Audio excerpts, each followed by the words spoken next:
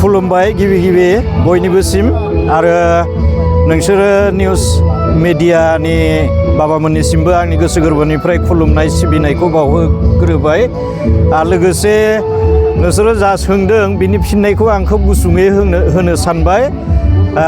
थांनाय 10 आरो 11 जानुवारि 2026 मायथाइ गहपुर आन्सलिक ब्रह्म धोरोम आफादनि सिङाव थानाय ककिला प्राइमारिनि धनपुर ब्रह्म सेवाश्रमाव साननैनि हाबाफारि लानानै बोखावै सनितपुर जिल्ला ब्रह्म धोरोम आफाद लोगोसे आइजो आफाद आरो लोगोसे लाइमोन आफादनि जि जथाय बोसोरारि जथुमा बियो खोब मोजाङै मोजां जालांबाय। थांनाय जिथुनिखि डेलिगेट सेसनमोन डेलिगेट मिटिंमोन बे डेलिगेट एबा थान्दै मेलाव जिल्ला सोखावनायनि सोमोन्दैबो एसे सावरायबाय, नाथाय आबुङै बे डिसिसना जायाखै। उनाव बेखौ मोनब्रै आन्सलिकजों सावरायनानै बिनि थिरांथाखौ लागोन होननानै प्रस्ताब लानाय जादों। बेनिफ्राय दिनै 11 अक्ट' गेवलां मेलाव गोबां माने भक्तफोर जादों, जायगा थोलायै ओरैबायदि माने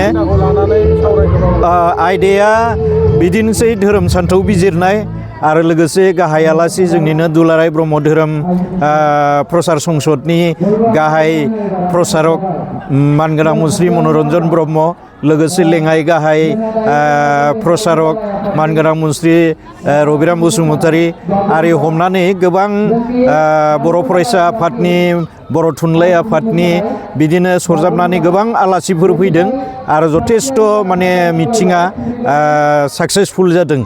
आरो बियो हाबाफारियाव जेरैबायदि सोनाय जादों, हाबाफारिखौ थि खालामनाय जादोंमोन, बेबायदिनो मिटिङाबो जाफुंसारदों।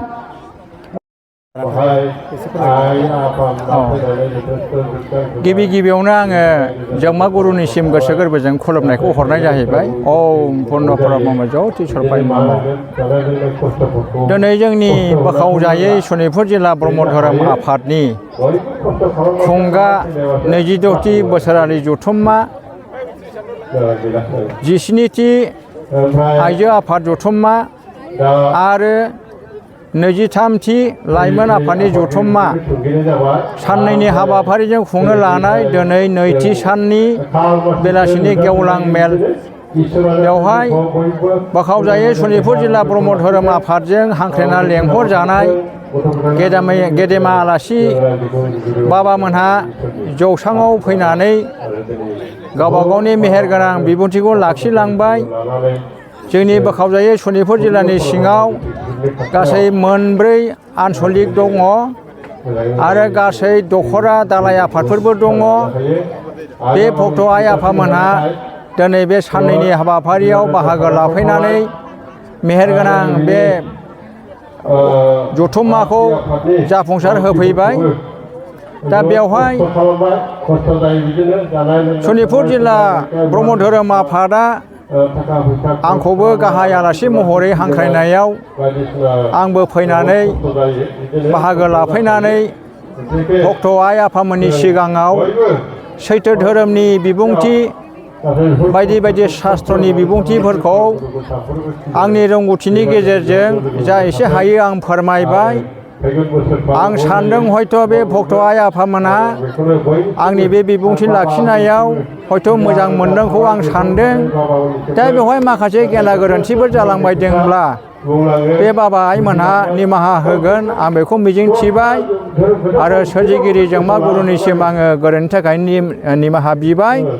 दिनै बे जोबथा गेवलां मेलावनो जोंहा बानजाय आफाद, गागि आफाद, आइजो आफाद, लाइमोन आफाद आरो प्रसार संसद बे 4 आफादा जथायै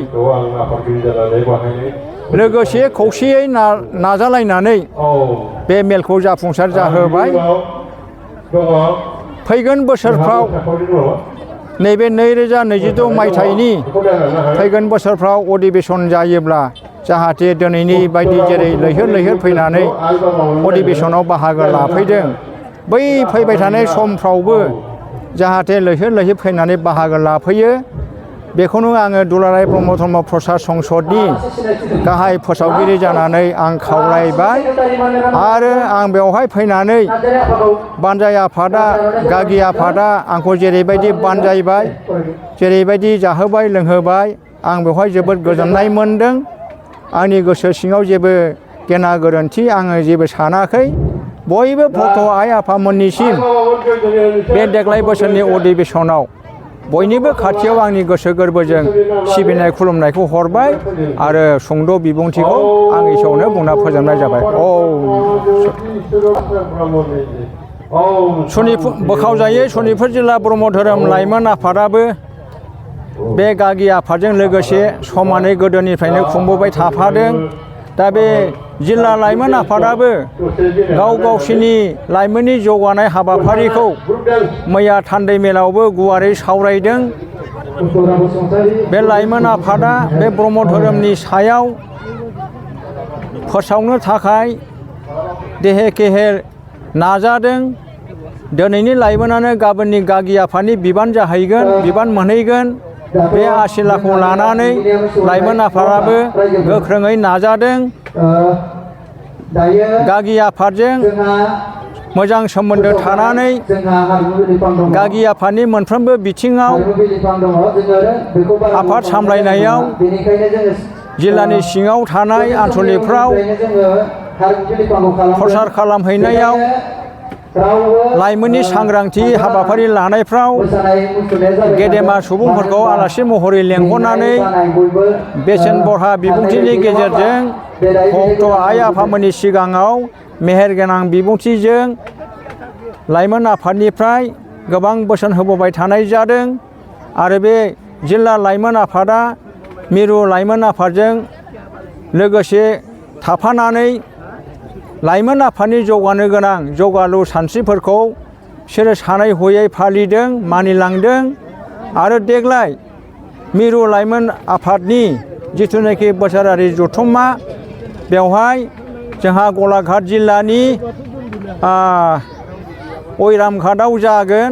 बेवहाय जोंहा गासै मोन 14टा जिल्लानि जिल्ला लाइमोनफ्रा बेयाव थांनानै मैखोमै बाहागो लाहैगोन। बेवहाय ब्रह्म धर्मनि सायाव गोबां सावरायनाय जागोन आरो समाजखौ बोरै जौगाहोलांनांगौ लाइमोन आफादखौ बोरै जौगाहोलांनांगौ फरायनाय बिथिङाव माबायदि थुलुंगा होलांनांगौ बेफोरनि सोमोन्दै बेवहाय गुवारै सावरायनाय जागोन। बेवहाय सानसुमै गेदेमा सुबुंफोरखौ मिरु लाइमोन आफादा आलासि महरै लिंदों। बे आलासि बाबामोनहाबो लाइमोननि सायाव सोलोंथाइनि सायाव थुनलाइ सिबिनायनि सायाव हारिमुनि सायाव गोबां बेवहाय गुवारै सावरायलायनाय जागोन। आं मिजिंथियो बे मिरु ब्रह्म धर्म लाइमोन आफादनि देग्लाय टार्मिनेसन गोजाम आफादा सिमफायनानै गोदान आफाद दाफुंनाय जागोन।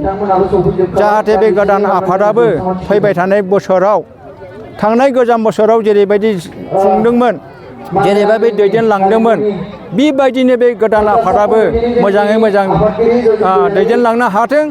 सोरजिगिरि जोंमा गुरुनि अननायखौ मोन्थों। गागि आफादनि पेरेन्ट बडिनि गासै मोनबा आफादनि बोसोनफोरखौ थुलुंगाफोरखौ मोनलांबाय थानो हाथों। आं बेखौनो दुलाराय ब्रह्म धर्म लाइमोन आफादनि सायाव जिल्ला लाइमोननि आफादनि सायाव आं मिरु ब्रह्म धर्म प्रसार संसदनि सानानै आं साबायखर बावनाय थाबाय। ओम।